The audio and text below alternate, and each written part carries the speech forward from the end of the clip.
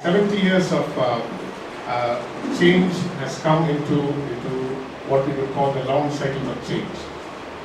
There are various ways of interpreting how this is happening, but in the given time I would like to have a framework of presentation that basically examines certain propositions that describes this whole power transition or power shift, and then being an academic as well as policy research for which CPPR is known, try to bring in a theory policy salience of power transitions and power shift.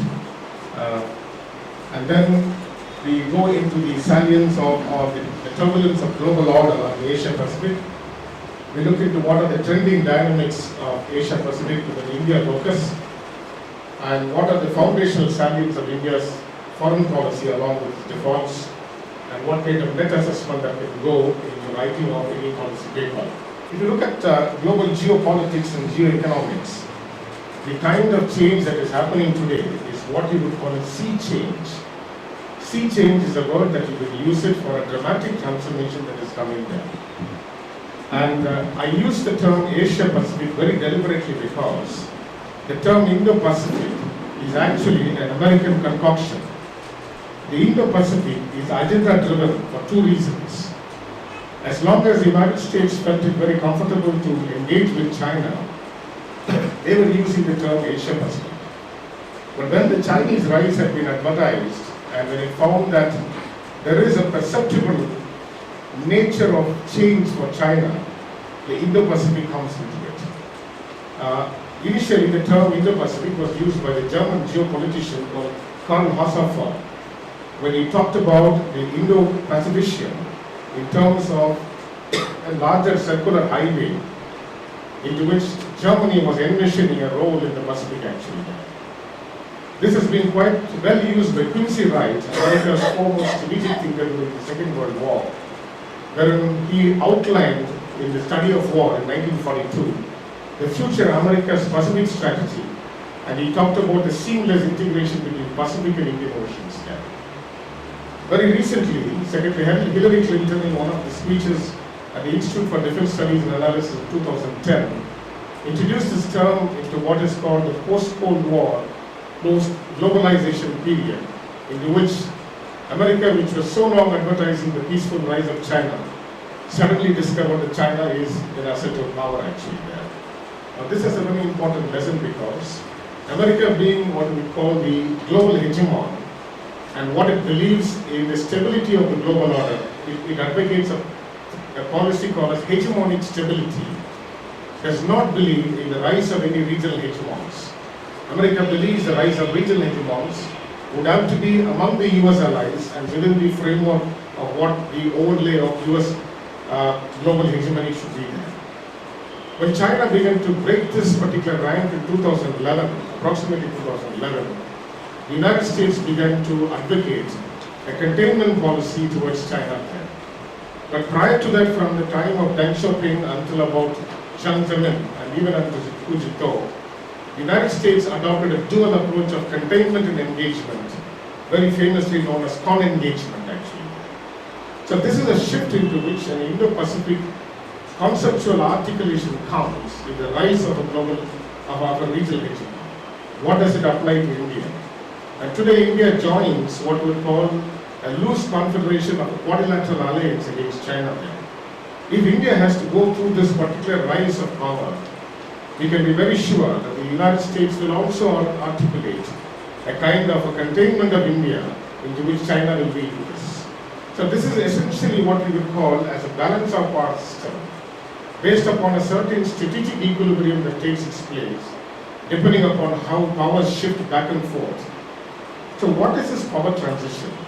Is there a real power transition that is happening? Or is it a relative phenomenon that has been overhyped by the United States? So this is something that I want to focus on this for a better part of time there.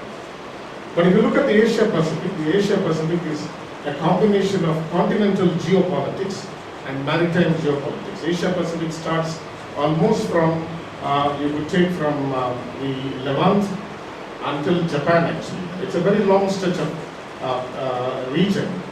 And again, if you could take the Levant, starts almost from the northern African coast of Morocco until Bangladesh, forms one particular Levant, which the United States began to declare it as the sphere of ISIS influence there. Much of this cartographic imagination, strategic cartographic imagination, has been usually debated in Whitehall as well as Foggy Bottom, and therefore they have been using this as a means by which the rationale of America's strategic build-up, both in economic ballast and strategic expansion, has been justified.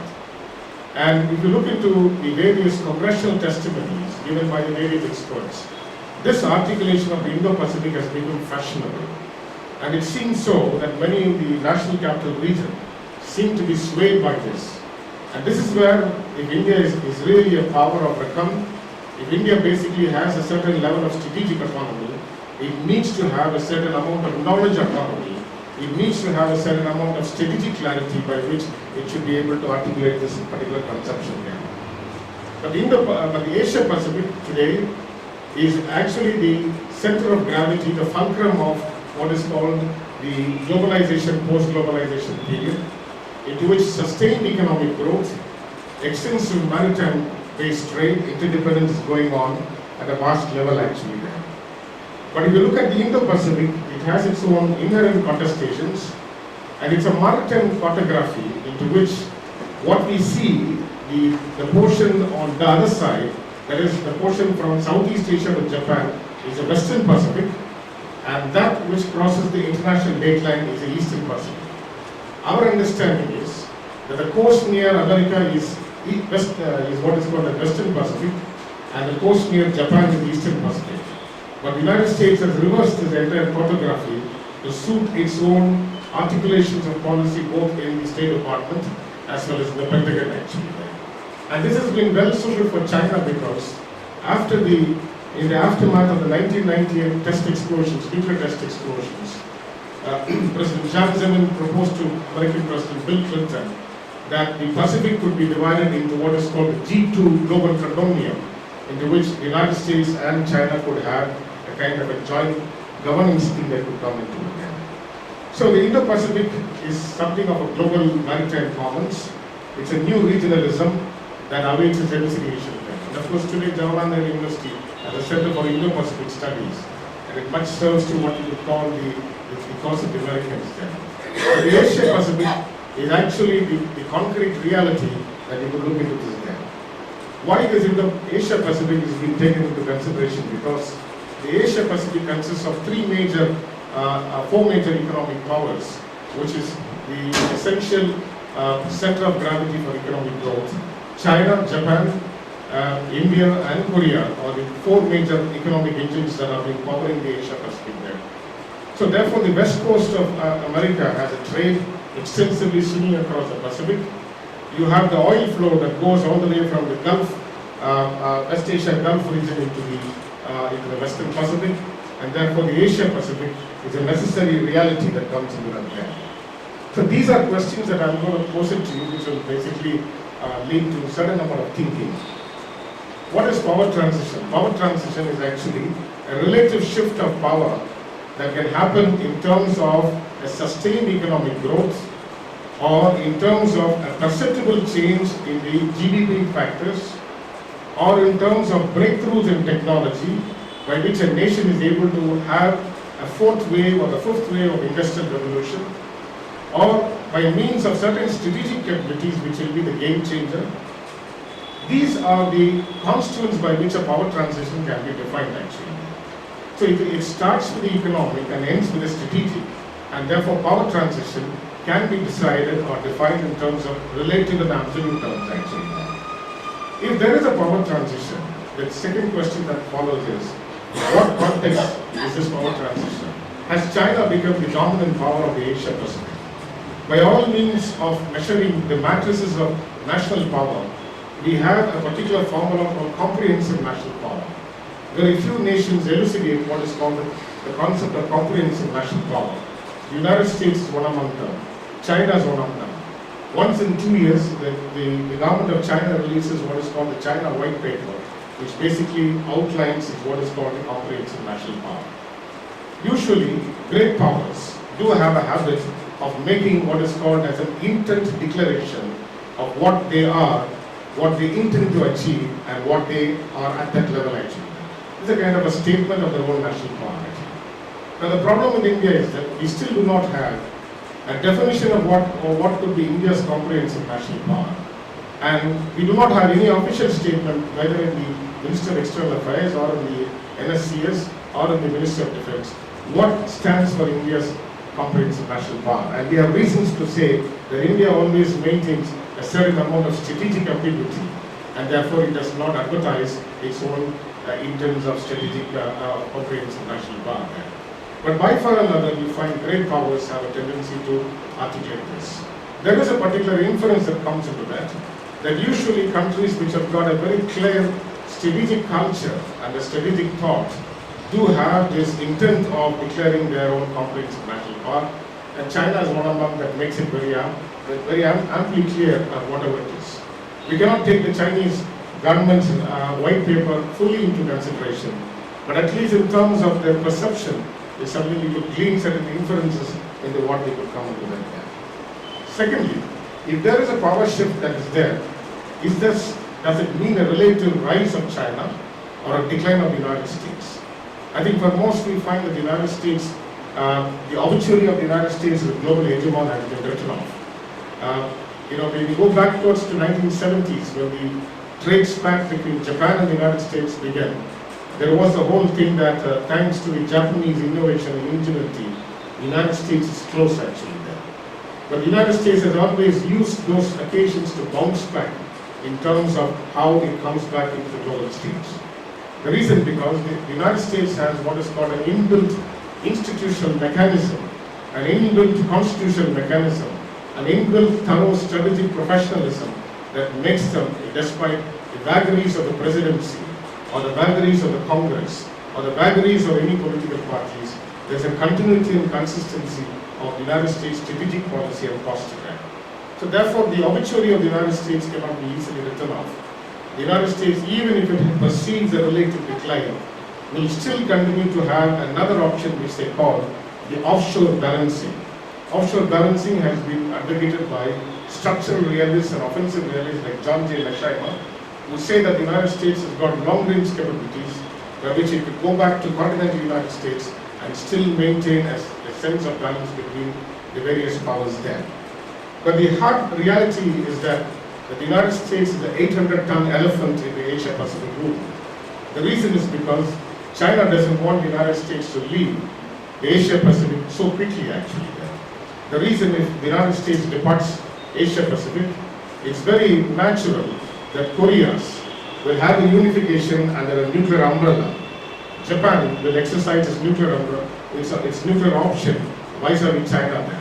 So that puts the Chinese strategic dilemma into question, and therefore we need the United States because the United States, on the other hand, offers extended nuclear deterrence to China, to Korea, and as well as to Japan.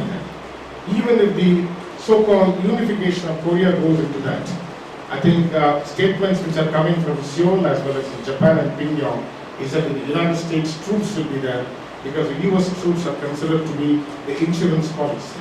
The US troops are there at the right of the moment. There are about 28,000 soldiers, troops are there, but still the United States is backed by extensive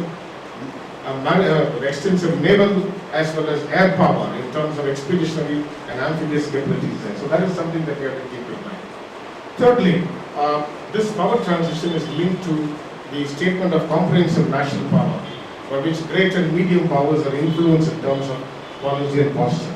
So what does the moot question come? The moot question is, how do power transition, power shift influence, impact the diplomatic, economic and the strategic discourse of the Asia-Pacific? Because this is now august because of two important happenings. One is the inter-Korean dialogue, and secondly, the Chinese aggressiveness with regard to the East China Sea as well as the West China Sea. Before I go further, let me put it very clearly that the Chinese do not prefer a war. Sun Tzu always advocates, to fight 100 battles is to know yourself. To fight 1,000 battles is to know your enemy. But to neutralize your enemy is the best way by which to do is to neutralize the enemy's grand strategy without fighting into it. That's the acme of strategy, and therefore the Chinese would put what is called as a front of fighting, but they basically involve with economic subversion, subterfuge in combination of diplomatic and strategic coercion there. This is what the Chinese have played, and the Chinese have played continuously because on one side they have the ramping up of the strategic capabilities, on the other side they have the ramping up of the infrastructure connectivity. The Chinese don't consider the BRI to be a profitable enterprise, but the Chinese consider the BRI to be a best way by which, even if it comes at a particular loss, there will be what is called the domain of Chinese influence that comes into that. And that is so because in the new liberal economic order, if China collapses, the United States will have its own terminal position of its sickness actually. The interdependence of these economies are so tight, no matter what tariff wars goes between these countries, there is a deterrence. It's not a nuclear deterrence, there is an economic deterrence that sets into motion into which the United States needs China more, and the Chinese need the United States more. More so, India needs China more, and China needs India more. So this is the web into which these nations are caught. And therefore, all the powers, including Japan, Korea, India, and China, will work it out in such a way that a collapse is going to be a lose-lose situation for everyone there. Therefore, the objective of this presentation, to what ends these transformations will impact India. This is a theoretical presentation, so I'm not going to go into it for the sake of the audience, but for those who are doing research, you could take points from that. Power transition has been proposed by AFK Organsky, Jacek Kugler, and Ronald Taman. The first book that they wrote in 1956 was Organsky, who talked about a balance of power system actually. Thereafterwards, Organsky and Kugler wrote a book called The War Ledger in 1980. The latest book in which Taman comes into it, where he talks about power transition strategies that comes into it there. So this power transition, as I mentioned earlier, provides causal explanations for regional and global power changes. These regional and global power changes will have fundamental impact on small powers or small states, medium powers and middle powers there. So power transition basically is based on a differential growth rate, and it has an effect on altering relative power actually. And that power is something that competes between countries, and therefore power transition is not an absolute event, it's a relative event. It takes place over a long period of time actually. When does power transition occur? It occurs when there is a differential growth that leads to a certain conflict. Trade wars come because of differential economic growth. It comes because of trade deficits, monetary deficits. So that is a reason for conflict. And when we say conflict, it is not a kinetic conflict, but it is a non-kinetic conflict into which we find economic aspects are being challenged there. Therefore, the challenger who perceives that his position has increased in relation to a dominant power will always challenge the status quo. That is what the Chinese are doing. The Chinese are trying to step up the pressure in such a way that they do not want to upset the apple cart, because they want the United States to continue the public goods of global governance. They want the United States to safeguard the maritime sea lanes of communication. They want the public international goods to be with the United States, but China wants to be the free rider in the whole system actually there. We shouldn't think that the Chinese would like to take the burden, because the burden of being a superpower is something to be lonely on the top of a mountain actually. So that is the analogy that has been posted to that. And also you find that any superpower which has got a global hegemonic outlay is normally a power which normally runs heavy deficits actually.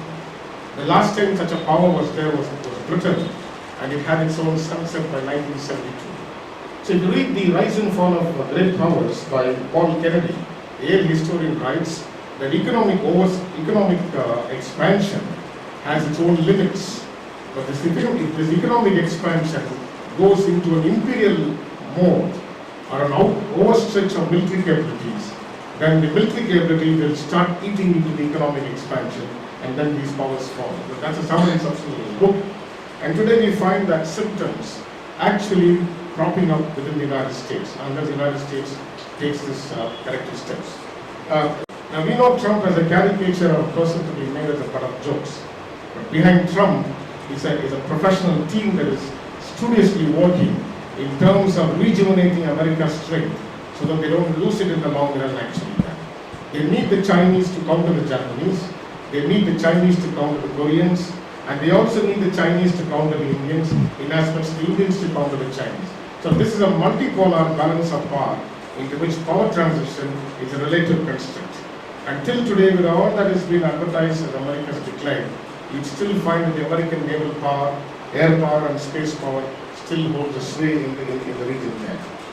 Secondly, the challenger perceives a possible transition that he can basically win a war against the dominant power transition happens there. James Kraska, the well-known professor of naval strategy and Naval War College, wrote this particular article I think it was in August in 2009 spring, Losing the Naval War of 2015. If you read this particular article, you try to Google and find out. If you don't get it, I'll send you the full text.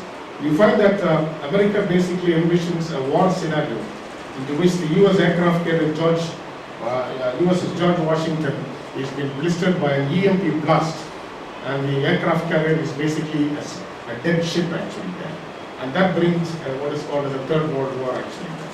Now this is a far-fetched imagination, because I think the Chinese till today have not come in terms of a kinetic contact with the United States. The reason is twofold. The last time the Chinese fought a major war was the Second Sino-Vietnamese War of 1979. Beijing wanted to teach Hanoi a lesson, but incidentally Hanoi taught Beijing a lesson there. Thereafter we find that the Chinese have been quietly modernizing their armed forces. They have not gone into combat into it there. And by and large, if you find today, the most combat experienced armed force in the world is the United States, because the profession of the United States is twofold. The business of the American government is business. The profession of the American armed forces is war.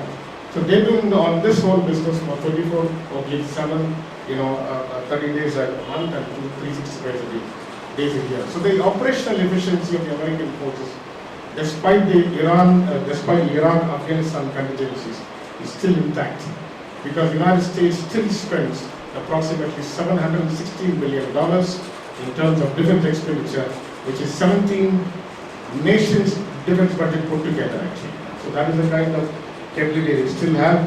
It is still the scientific industrial power in terms of innovation, both in the strategic and the civilian sector there. So the third area comes when the challenger perceives it reaches the epitome of power. This is a perception. If China thinks it has reached the epitome of power, it might go to war. This is a misperception. If China makes this misperception, this war could be the most costliest war to China itself. And the Chinese know it very clearly that a war is something that they would like to avoid in China, and therefore that they sustain this. The second part I want to look into is power shift theories. Power shift is actually a relative context of power transition there. Power shifts come and go. At one particular decade you will find the China growth, the next decade the United States comes into that, the next decade Japan comes. So therefore this is a rotational aspect that comes into that there. But what we see today after 2011 is the rise of the rising powers. And these rising powers are basically India, China, Japan and Korea actually. Because today the COG, the center of gravity of world's economic output, is resting on these four powers there. So therefore that is something that we could look into that there. So this particular power shift comes only when the dominant hegemon's power actually declines. There must be a major war that will devastate the US heartland. There must be a major nuclear strike on the United States that will diminish the US there. But these things are probable things which may not come into it. Secondly, as I mentioned about Paul Kennedy, it may come out of unending wars which the United States is rather engaged in recent times. Afghanistan has been costing them in terms of blood and treasure, and also in terms of Iraq, where they had lost a considerable amount of people actually there. So there are three ways by which this power shift could come.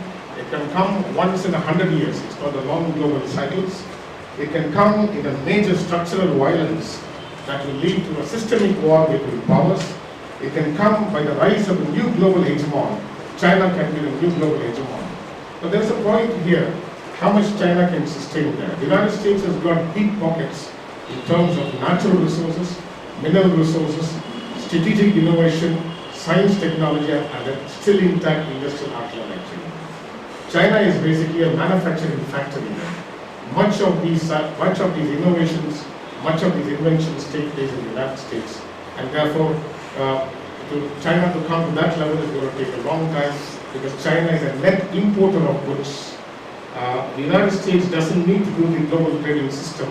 If you look into the kind of resources they've got tremendous resources, anything from shale oil to gas in terms of actual oil. The US is a repository of the world's resources there, only rivaled by Russia. So that's the reason why there are real superpowers in the game that comes into them there. But the United States needs China because the United States needs a comparative advantage of manufacturing, and China suits the bill for them there.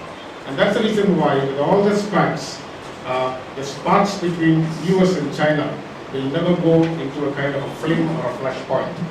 So therefore, the dominant hegemon should reach a low point into which the challenges will come into that. So these are some of the highlights of the whole of. So what we see in the turbulence of global order today is a kind of conflict. There are two areas where conflict has been intensified.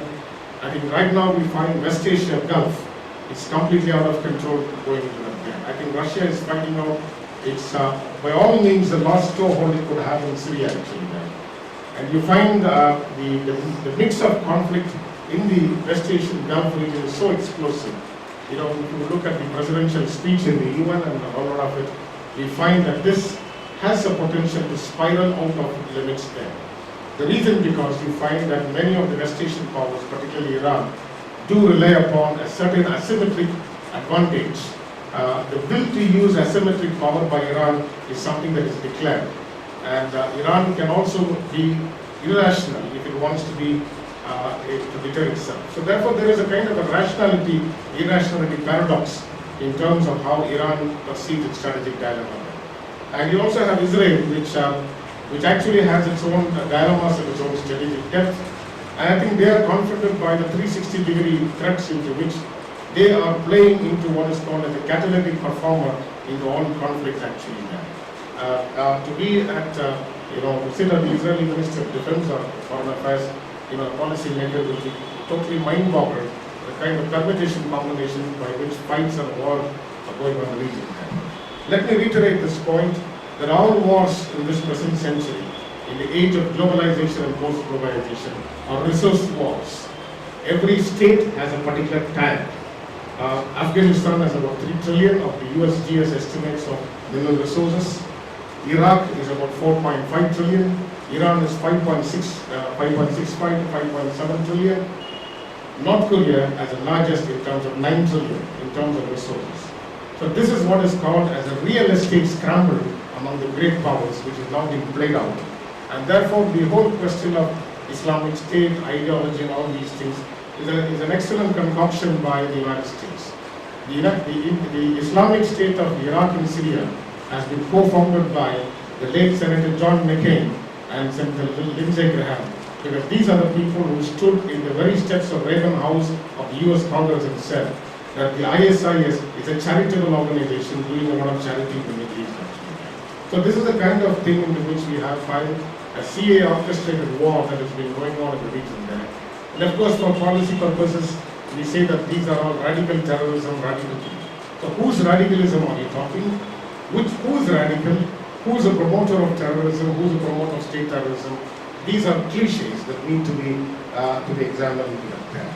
So incidentally, the Asia-Pacific, Indo-Pacific is also the area of economic expansion and military expenditures. And what we find today is, at the same time, Asia-Pacific is also the home for new regionalism. You find many regional groupings coming into this region. If you look at Europe, you look into European Union, you look at NATO, that's all. But if you come here, you have all alphabetical and numerical combinations coming into it.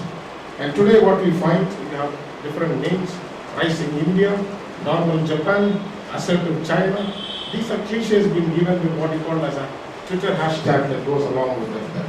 Resurgence of South Korea, brinkmanship of North Korea. So this is a gameplay for any poet who would like to write a an eloquent poetry or prose actually. But by far the greatest regionalism has taken place in the ASEAN region. And because the ASEAN next to the European community is a well-defined economic and security community in terms of ASEAN plus 3, ASEAN plus 6. And the ASEAN Regional Forum is perhaps one of the most enduring forums that we have today. And of course ASEAN has got its own problems. You have a turbulent Myanmar, you have all kinds of problems going on, but still ASEAN acts as a cohesive regional grouping there. China of course has sponsored its own East Asia Summit, Shanghai Cooperation Organization, and I think after 2013, with the denting of the global economic crisis, the Chinese have floated the Regional Comprehensive Economic Partnership, which has been the counter to the American Trans-Pacific Partnership. Today, Trans-Pacific Partnership is put in the cold storage because President Trump is looking into America first, and therefore he's looking into the North American free trade area, which is all the way from Alaska down to Argentina, into one great trade area that he's likely to evolve into which we find the Canadians, the Mexicans are falling in line.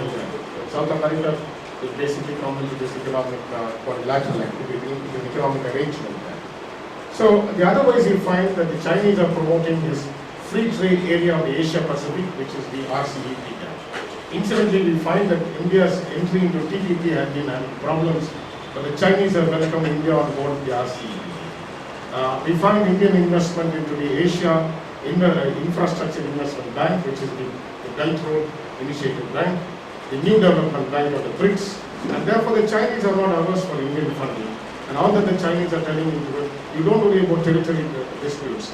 We shall settle the territory disputes 100 years from now, but let's look at the economic into the agenda. This is the same statement that Deng Xiaoping made to Prime Minister Rajiv Gandhi when he visited him. He said, let's put the border dispute into the limbo while we talk about connectivity there. So this is the Chinese strategy by which they are trying to expand the curve there. And the sea change that we see here today is being seen in power transition responses, because until 2011 the United States came with the Asia pivot, and today the United States is not talking about the Asia pivot. The United States says that the allies should take a greater burden of their expenditure. China looks into the Belt Road Initiative from 2013. India has been talking about the Act East policy. So these are actually diagonal axes which are actually conflicting each other, but they're trying to stabilize the region that is being there actually. Today we find that the Chinese peaceful rise is now turned to the assertive rise. The reason is because it's very simple actually. Why are the Chinese developing the DRI? Let me cut the story short.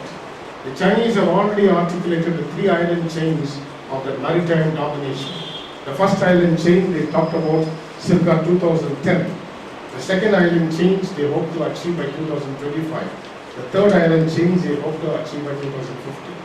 For a kind information, the second island chain envelops Japan and the third island chain envelops Hawaii. And therefore, in order to build this 3 island chains hierarchy, they need what is called as a maritime infrastructure connectivity, and that's the reason they are putting the Silk Road into motion there. Therefore, what the Chinese believe, that they believe in the expansion of the merchant marine that will go with the Chinese flag that will come in there. And the Chinese very confidently know that the United States and any other power will not risk a confrontation with China, because any confrontation in the high seas, even an incident in the high seas, has the potential to spiral up into a nuclear confrontation. The reason being because both China and the United States do deploy, along with Russia, do deploy a potent fleet of nuclear-powered attack submarines with cruise missiles, leave alone ballistic missile submarines, which are capable of wreaking havoc there. So that particular factor is something where the Chinese are bringing to that there. So what do we find here are different definitions of the Asia Pacific. I would like to introduce this whole concept of constructivism. Constructivism is something that is built upon identity. If you look at the Asia Pacific powers, the Asia Pacific powers are not the Westphalian powers of the Western countries. These are civilizational powers. Civilizational powers do have a long millennial historical heritage. They have a long civilizational legacy. They have a cultural identity that is totally different from the Western countries. If the Western countries look into institutionalism, the Eastern countries look into normativism, or norms is something that they've been looking into up there. So when you look into this constructivism, we find that the eastern powers, particularly India, China and Japan, are looking into confluence of seas actually. Shinzo Abe in 2007 did advocate this concept of the confluence of the Indo-Pacific Oceans actually. That is what the Chinese are saying. They said you cannot cartographically divide the seas. They say the seas are nothing but a seamless expanse into which trade, people, pilgrimage has gone all over the place. That's the same argument they use with regard to the India-China border, they say. What they say is that all borders are soft borders, people movement has been there, trade movement has been there, so you cannot do what is called as a cartographic lining on the border actually. So this is a kind of argument that the Chinese are imposing into it, and we've been having problems with them because we have a certain inherent cultural dispositions which do not match the Chinese. And that's the reason why when the CPEC was being basically proposed, we are not able to participate because it runs into occupied Kashmir actually. But if you ask the Chinese, they said that Kashmir was no man's land actually. So for everything you find that the Chinese pull out a map from the 16th, 13th to 14th centuries and they play the roulette, what you call the cartographic roulette they play it. Now we don't have a map of our own because all the maps that India has is what the British Admiralty had produced for us. Until you go back to the old maps of megacities. So this is something that is happening. Secondly, there's a new regionalism that is developing in these regions of the Asia Pacific. New economic groups are coming into the region. And for example, if you take the DRI, and then of course you take Project Mosam. Project Mosam is still at the what you would call the conceptual stage. India has not still gone with it. We talk about the North-South corridor, which is still in terms of construction there. So therefore the Chinese are not only using terms, they're using what is called as culture, commerce and connectivity. This is how they're trying to spread their influence across the region there. The other aspect that comes into that is balance of power. This is where I talked about power transition earlier. And today the Chinese are basically looking into this balance of power, not played on military aspects, but they very skillfully played on the diplomatic, economic dimensions there. The Chinese have a tendency to keep everything at a certain Fahrenheit level so that they keep the other nations in pin toes, and that is where we find they do talk about a perceptible Chinese rise. Look into all the Chinese documents. They say by 2049 they expect China to be a medium developed country actually. And they said that is what we can do into it. But their actions display a different intent actually. So therefore there is a power shift that is coming because of the US rebalancing efforts. But today after 2016, this is again going back to the old reason there. That is the reason why the inter-Korean reconciliation is going on. That is the reason why today the greatest free trade area is now evolving between China, Japan and Korea. This is the largest free trade area that is evolving into it. Because quite recently, 2 weeks back, Shinzo Abe and Xi Jinping agreed that there needs to be coordination in BRI into which Japanese participation comes in there. So these are some things that are now coming up in light and therefore that comes into it. I think the game changer in the whole region of the Asia Pacific is what you would call the Southeast Asian states, because today the Southeast Asian states are torn between Chinese loyalty and an admiration for India. You know, they admire India for a lot of things in terms of all that India mentions. But actually, if you look into much of Southeast Asian states, there's an embedded Chinese diaspora, which is a very influential diaspora that basically is trying to influence the shape of things to come there. Today you find there is a concert of democracies that has been advocated, which is a quadrilateral alliance, the United States, Japan, Australia and India. But this is a very loose confederation that is being worked out, and you'll find that the Quad, basically, the members of the Quad basically have very good strong bilateral relations with China. So whatever they do is in terms of symbolic exercises, but it will not form in terms of an alliance actually there. And then we have the various groups which I've already mentioned that comes into that. Now here comes the Indian locus standi. The Indian locus until now is strategic autonomy. Because India is not part of any alliance. Even with regard to the anti-piracy patrols, India maintains a distinct stand. It is not part of the CTA 150 or 141. India is not part of any particular alliance, but India maintains bilateral strategic relationship and engagement.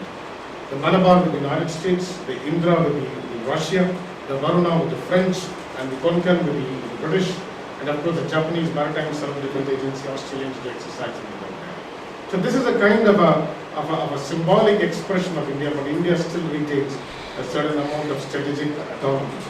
Pejoratively, this is called by the Western powers that India is a swing state actually, meaning to say that India is opportunistic. Once upon a time they said India is non-aligned, and today they call it as a swing state. But this strategic autonomy is the real strength of India's diplomatic aspect there. Since 2014, India is welcome to be a net security provider. I have serious reservations on this net security provider because this whole thing is a US connected prescription on India. Why should Indian ships have a wear and tear in the Pacific when the US ships can do their own role into that there? Net security provider can be a honorific title, but net security provider doesn't bring anything because you have a whole host of maritime challenges in the different regions for which the Indian Navy is not being tasked for. The Indian maritime doctrine does talk about many of these aspects, but in reality, there is something called the tyranny of distance. All the naval aspects do have a tyranny of distance, and the tyranny of distance is that to deploy a task force all the way from Visakhapatnam to Yokosuka has enormous amount of logistics because Indian platforms essentially are conventional power.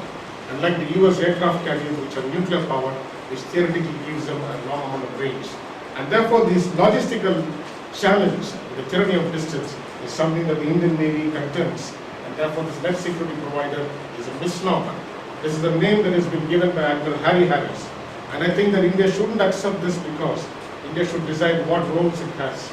Even if it has to decide from the Gulf of Aden to the north of Australia, that will be according to Indian terms, which will be more practical that would come into that. So therefore, coming to India, what type of power India would be? Would India be a rule maker? India would be a rule taker. If India accepts what is called as the net security provider, and India is a rule taker actually. But if India asserts the strategic autonomy, India is a rule maker actually. The second question that has been asked, when it comes to global governance of the global commons, is India a free rider or a responsible stakeholder? My take is that India has been a responsible stakeholder there. Even though India doesn't adhere by treaties like the Non-Proliferation Treaty, India has been quite responsible in preserving stability in the international order there. And therefore what we find today is that India basically is confounding multiple challenges, multiple tasks that are being put into that there. The question is India prepared for it? The theoretical context of India's rising has been well elucidated by many people. Kanan Zakaria in 2008 did write about the emergence of India in a multipolar system. This is a very similar work. Sanjay Baru and Resner who talked about India as a great power, by which they said the demographic dividends will drive India into greatness. Florini, when she talked about the concept of globalization in a liberal constructivist sense, she said that the interplay of domestic external forces will actually galvanize India's rise. And very recently, Sridharan talks about the look into India's power, where is it headed to. So therefore, one of the greatest strengths of India is democratic governance, the resilience of a system in terms of smooth transitions, the resilience of an economic capacity that in spite of global challenges, India has weathered many of them until now, and therefore, how does it face the future then? If you look at the two azimuth definition of the Asia Pacific, India is a core state when viewed from New Delhi there. India's strategic thought and praxis are based upon three critical issues: territorial integrity, economic development, autonomy in the strategic domain, and the quest for technological capabilities and powers. These four aspects will determine India when it comes into that. Looking into the Rajamandala explanation, which is a long story cut in short, we look into the immediate, intermediate and extended neighborhood by which alliance and adversity, or what we would call as friendship and enmity, would come into that there. And this immediate, intermediate and outer concentric circles is the one that actually defines India's strategic culture. And this culture is based upon a pragmatic calculation of power actually there, as to how India could move the power ladder in the face of a power transition that is very evident in this there. India has not gone in for alliances, but India has gone in for partnerships, because partnerships will actually give a lot of autonomy for the decision maker in Delhi to know which is right and which is not right on a case-by-case basis. And that is how it comes into that there.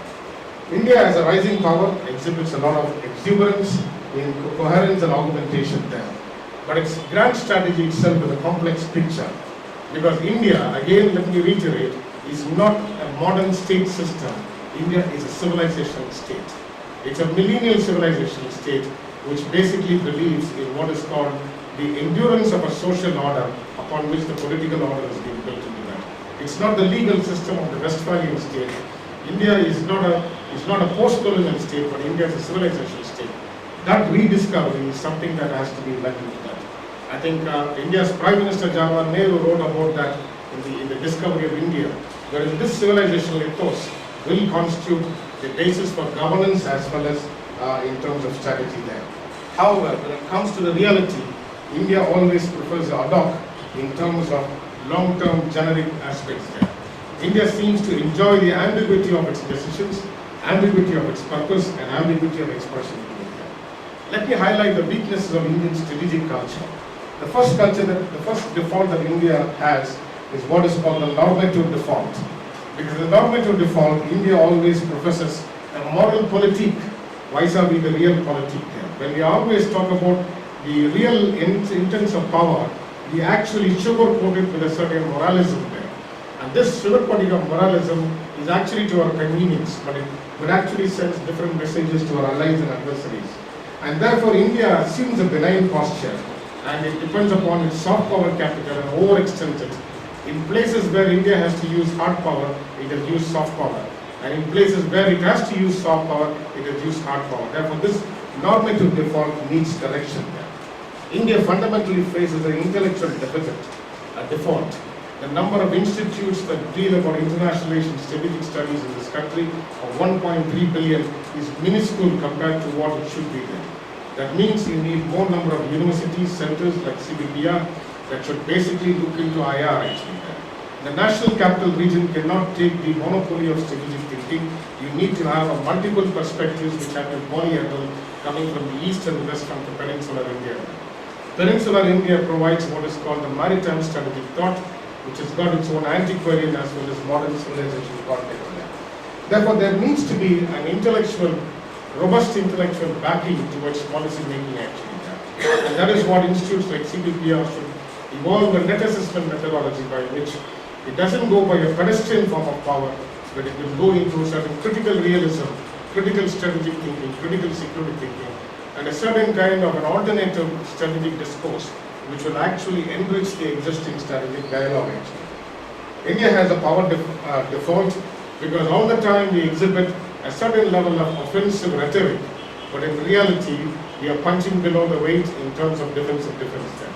Now this mismatch actually sends a confused signal because India's principles of power are more recessed than robust actually. We always think that it's better to be recessed than robust, but sometimes we find that this comes not out of the actual power that India has, but a wrong calibration that is done with regard to India's strategic power and extension. There's an institution default today. If you take India, the government of India, you have a plethora of institutions that deal about national security policy and so on and so forth. But let me emphasize here that India is yet to have a national defense university. You need to have a national defense university because that is basically the academic capacity building into any policy aspect there. Pakistan has a national defense university. It's got its trappings from both Washington DC and Beijing there. Beijing has got one of the top class national defense universities. And of course the United States leads the pack to the national defense university. So you need to have an academic curricula, a policy rationale, and a strategic net assessment that the national defense university has to do about that. So what we find here is there is diplomatic political rhetoric, but this diplomatic political rhetoric does not walk the ground of operational achievements in the ground. There's a reactive default. We find that India always has a reactive default because we prefer a response to actions, and the pro-action element has come down. Because what we need today is what is called net assessment studies. We have a net assessment directorate, but the kind of studies that has to be done is on what is called the immediate, intermediate and long-term planning that should come into that. And then sixthly, we find that India has an operational praxis default because we have built the operational capabilities, but we are not able to configure the operation with the diplomatic political rhetoric. So what is there is you find the elements there, but the essential strategic coordination has to be worked on. That is where you find the topics that will come into that. And often we find that the Indian elite are there to score brownie points. You know, you don't have a bipartisan consensus in this country actually. Everything becomes a debate, it becomes an entertainment after 7 o'clock in the evening, and you have these media houses which blur into it. Let me tell you one thing, if there are any media persons, no pun intended, you need to have an informed debate, not the sound bites and not the video bites that make the debate into it. You need to have professional debates that goes into it, not by emotions, but by real strategic assessment that could come into that. Now, let me briefly touch on this and on India's Act East policy, and then I would conclude it actually. Now, we know this very well that India's naval footprint has expanded into the region very well. India's trade has expanded into the region. We find what is called the Sakhalin to Mangalore linkage, which is India's trade route, which is coming from the Far East. We find that India's trade is expanding into Australia, into the Pacific Islands. It's going to the west coast of the United States. India and Japan have gone into a larger trade. India and Southeast Asia have gone into larger trade. And here we find that the operational aspects of the Indian Navy is in perfect sync with what the trade is there. The flag follows the trade, and therefore we find that this has been doing well in the region actually there. And we find 5 causal factors in the whole aspect there. Let me just flag these points and we'll have more for discussion there.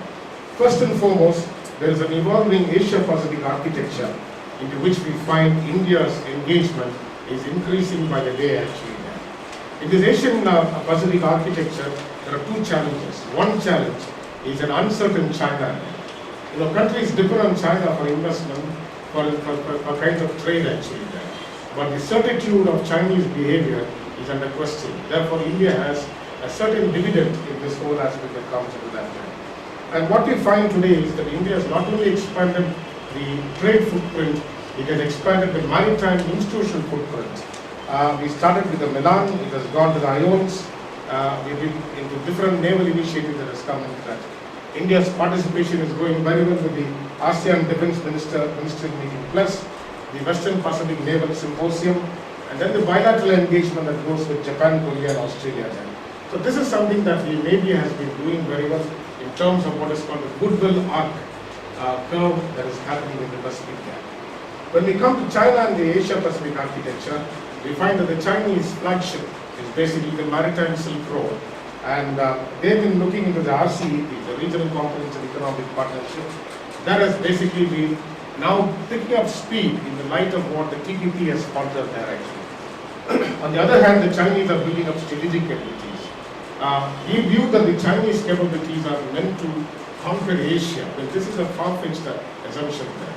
Now, if you very carefully look into the calibration of Chinese capabilities, let's make it very clear here.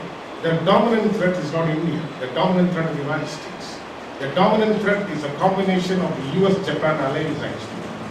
And the Chinese have got a certain strategic historical baggage by which they call the unjust colonial wars that has been imposed on them. If you look at the Opium War, the Boxer Rebellion, all these have been a part of the British colonial manipulation, wherein the Chinese territory has been managed from the sea there. Put it in modern terms, we call it as the operational maneuver from the sea. And the operational maneuver from the sea has been done by the Royal Navy. And today, the US Navy also does the same harassment. Therefore, what the Chinese are doing is a kind of an area denial measure, into which they don't want the United States to come closer to it actually. Now, we had the same dilemma in 1971 when the Task Force Enterprise came down here. Therefore, today the United States have changed, its relations of a benign relationship. My take here is that tomorrow, if India is going to be the leading Asia-Pacific power, what prevents the United States from containing India as much as what is doing with China? So therefore, we need to look into this particular context because the US as a dominant maritime hegemonic power would like to have as much of a containment of China in the future containment of India itself. So these are lessons that we need to learn into that. I don't say that I don't stand in defense of China, but I also see the future prospect into which India will also come under these containment strategies since we are experiencing it prior to that. So therefore, what we find today is that India's acceptability as a kind of a security provider in Southeast Asia is more acceptable than in the Pacific actually. The Pacific is a contested region, and therefore we find that India has been able to have good relations with them. The US rebalance is now off, and therefore what we find today is that the United States in 2015, with the Obama administration declaring a joint declaration to keep the sea lanes open there. Now, the US basically believes in FONOPS, freedom of navigation patrols in the South China Sea there. And therefore, this is something that is a broad common denominator that India is also looking into it, and therefore is going to that. So what is a security provision that India makes? Now, this security providing relationship with the public good, a maritime public good that India is basically giving to that there. Now, the first thing that happens is the Indian area of operation has been increasing, both in the naval as well as in the naval air capabilities, as well as we find that there are benign ties in the form of IONs and other organizations that has come into that. What we find with Southeast Asia is maritime multilateralism. What we find with Northeast Asia is maritime bilateralism. India, Japan, India, Korea, but when it comes to Southeast Asia, India has different kinds of it. But the credible form of India's diplomacy is India's defense diplomacy, which is much of capacity building to the Southeast Asian nations, giving training to the various Southeast Asian countries there. We find these are the various doctrines that has been released, and we find that India has basically gone into a larger footprint into the Asia Pacific there. Let me flag these points, what the Navy has been doing. I'm not a Navy persona, but I do study about the Navy there. We've been looking into anchoring benign and cooperative exercises. This is a strong DNA for India, and this has been very successful in the Indian Ocean region because that has built a lot of regionalism in the Indian Ocean region. India has been very good in augmenting humanitarian disaster responses. From the tsunami Operation Unified Assistance, India, by its unilateral means, did a lot of work that has come with it there. India has been successfully using its amphibious expeditionary capabilities in terms of a humanitarian disaster response. This is one doctrine into which India has perfected it with a very sound thing here. India has been doing what is called a symbolic forward presence of deployment of task forces that is going into the Asia Pacific. This has been doing pretty well there. So that means the showing of the flag of India has been taking place. The substantial forward presence is not possible because in the age of globalization today, no country is able to maintain a naval base except the United States. The United States is the only country that maintains overseas naval bases there. India has been going into technological interoperability like the Komokasa 2+2 and what with Japan and other nations. But the fundamental problem with India is that most of the Indian platforms are not Western platforms. Very few are Western platforms. Basically, they are the Russian origin. So there needs to be a certain kind of a common language when it comes to the operational interoperability that comes between these countries there. There is an aspiration for expanding great naval power engagement. India also exercises with the PLA Navy when it goes into South China Sea. And therefore this benign presence of India has a very salutary impact upon the region there. India has been able to sustain its naval footprint because we find that the addition of the carrier task forces is going to expand India's capacity there. But as again I told you, there is a fundamental problem when it comes to propulsion. Conventional propulsion doesn't take you around much. If you have an aircraft carrier, you need your nuclear-powered aircraft carriers. That is the only way by which you could go into it. The Charles de Gaulle, the Queen Elizabeth class, these are large aircraft carriers which could go to rounds and comes into there. The other thing that India has been doing is naval infrastructure. What has been doing in Keppel Bay, in Ines Bas, in the Andaman Islands. So these are all credible ventures that provide India a company. Finally, to the net assessment, how does it impact on India there? Now, the Asia Pacific and Indo-Pacific, interchangeably used, is a complex theater of challenges. It's a complex theater of uncharted waters. We do not know when the flashpoint can become a conflict there. So what is essential here is a kind of maritime risk reduction measures to come in the region there. Even if countries are not talking on language, something like the CBS, the confidence building measures, you need maritime risk reduction measures to come to avoid incidents at sea there.